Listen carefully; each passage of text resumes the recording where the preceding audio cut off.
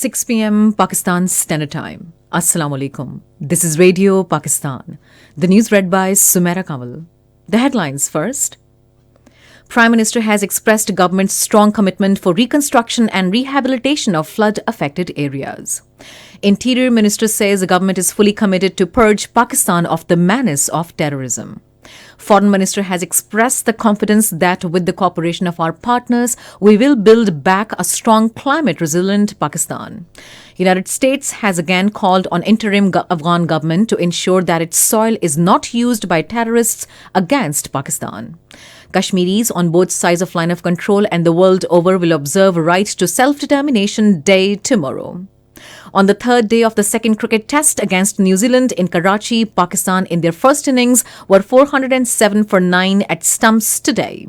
And now the news in details.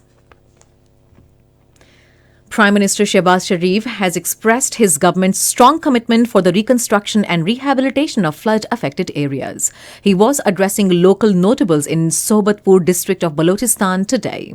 The Prime Minister said International Conference on Climate-Resilient Pakistan is being held in Geneva on the 9th of this month. He expressed further the confidence that the civilized societies will extend a helping hand to the flood victims. He said Pakistan will also play its part for the reconstruction of the affected areas. The Prime Minister said they will not rest until the completion of task of reconstruction and rehabilitation of the flood-affected areas.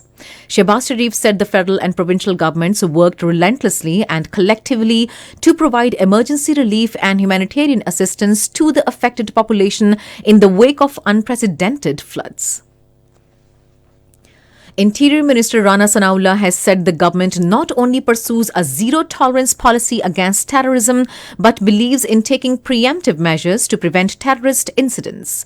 Talking to media in Islamabad this afternoon, he said terrorists will be dealt with iron fist. He, however, said efforts are being made to bring the banned TTP to the negotiation table, but they will have to first set aside arms and surrender before the law and the constitution. He said the government is fully committed to purge Pakistan of the menace of terrorism. The minister said that 2 terrorists in connection with the viral video of some people claiming to attack the parliament have also been apprehended by the law enforcement agencies. To a question, he said Afghan interim government will be approached with a request to take action against terrorists operating on their soil. Talking about the welfare of martyrs of the law enforcement agencies, he said a cheque of 10 million rupees has been handed over to martyred police constable Syed Adil Hussain. He said an amount of 12.5 million rupees will be given to the widow to procure a house. He said salary along with all allowances of the martyred police constable will continue to his widow for life and pension for children below 18 years of age. Rana Sanaullah said the government has paid the outstanding amount of martyrs package worth 1 billion and 220 million rupees in one go. Foreign Minister Bilawal Bhutto Zardari held a telephonic conversation with the Vice President of Asian Development Bank, Shishin Chen, and appreciated the ADB for its support and solidarity with people of Pakistan during 2022 devastating floods. In a tweet today, he said, "We are looking forward to continue collaboration with the ADB as Pakistan embarks upon post-flood reconstruction and rehabilitation."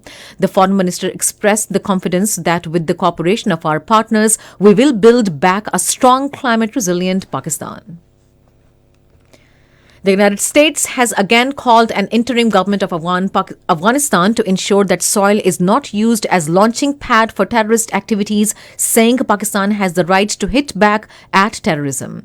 During daily news briefing, State Department spokesperson Ned Price said Pakistan has a right to defend itself from terrorism as people have suffered tremendously from terrorist attacks. He further said, "We are aware of the recent statement by the Pakistani National Security Committee that said no country will be allowed to provide sanctuaries and facilitation to terrorists and that Pakistan reserves the right to safeguard its people." This is Radio Pakistan. The Foreign Office has rejected the baseless and frivolous accusations made by the Indian Minister of External Affairs targeting Pakistan. Responding to media queries, the foreign spokesperson Mumtaz Zara Baloch said Indian External Affairs Minister's latest tirade is a reflection of growing frustration over India's failure to malign and isolate Pakistan. She said for last several years, India has been engaged in a malicious campaign to mislead the international community through a fictitious narrative of victimhood and vile anti-Pakistan propaganda.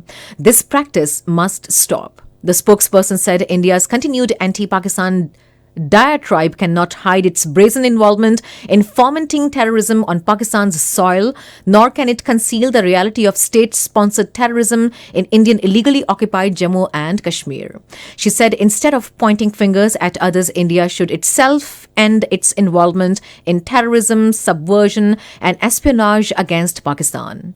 Only a few weeks ago, a dossier was released containing irrefutable evidence that sustained India's involvement in the 2021 terrorist attack in a peaceful Lahore neighborhood.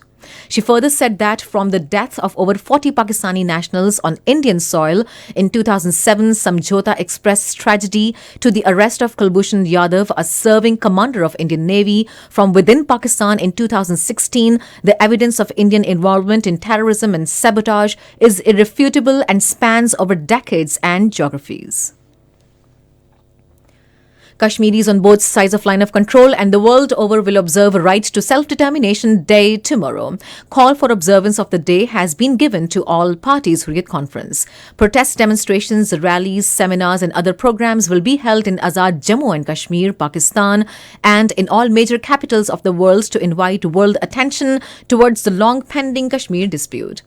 It was on January 5th in 1949 when the UN Security Council passed a historic resolution that the question of the accession of state of Jammu and Kashmir to India or Pakistan will be decided through a democratic method of a free and impartial plebiscite. The United Arab Emirates and China have called for a UN Security Council meeting after Israeli National Security Minister Ben Gvir entered the Al-Aqsa Mosque compound in a widely denounced move. The council is expected to convene a meeting on Thursday. Israeli National Security Minister's actions drew fierce condemnation across the world, with Egypt, Jordan, Saudi Arabia, Turkey and UAE joining the Palestinians in condemning him. The Palestinian Foreign Ministry said it strongly condemns the storming of Al-Aqsa Mosque by the extremist minister Ben Gvir, and it views it as an unprecedented provocation and a dangerous escalation of the conflict. Meanwhile, Palestinian Prime Minister Mohammed Shateh accused Ben Gvir of staging the trip as part of a bid to turn the shrine into a Jewish temple, a goal of many within Israel's far right. Pakistan has strongly condemned the insensitive and provocative visit of Israeli Minister of National Security to the holy Al-Aqsa Mosque compound. The Foreign Office in a statement said that the Al-Aqsa is a holy site revered by Muslims around the world. Violation of its sanctity offends the religious sensitivities of Muslims and inflames an already tense situation in occupied Palestinian territories. It said Israel must cease its illegal actions and respect the sanctity of Muslim religious sites in the occupied Palestinian territories. The Foreign Office reiterated Pakistan's strong support for the legitimate struggle of the Palestinian people. It further said Pakistan renews its call for a viable, independent and contiguous Palestinian state with pre-1967 borders and Al-Quds Al-Sharif as its capital in accordance with the relevant United Nations and OIC resolutions. On the third day of the second cricket test against New Zealand in Karachi, Pakistan in their first innings were 407 for 9 at stumps today. Earlier, New Zealand scored 449 in their first innings. And finally, the weather report. Cold and dry weather is expected in most parts of the country, while very cold in upper parts and North Balochistan during the next 12 hours. However, dense fog is likely to occur in plain areas of Punjab, Khyber Pakhtunkhwa and Upper Sindh. Frost is expected in Potohar region during morning hours.